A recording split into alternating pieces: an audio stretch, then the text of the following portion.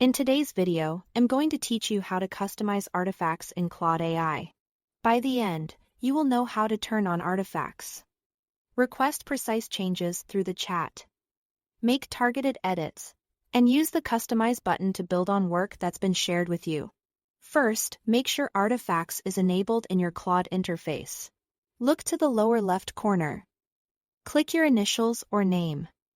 Then go to Settings, open the Capabilities section, and toggle the Artifact switch on.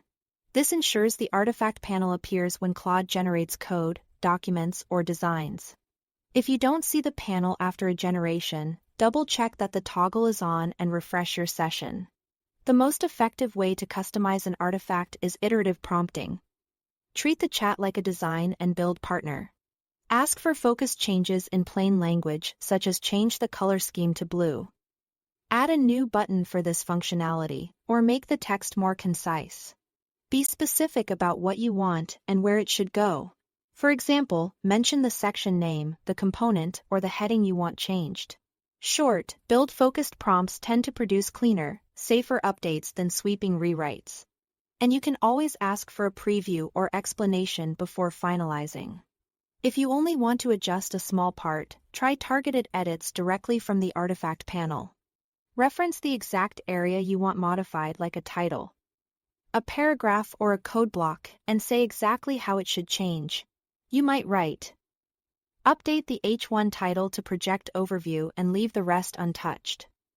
Or insert a new section called FAQ after the introduction.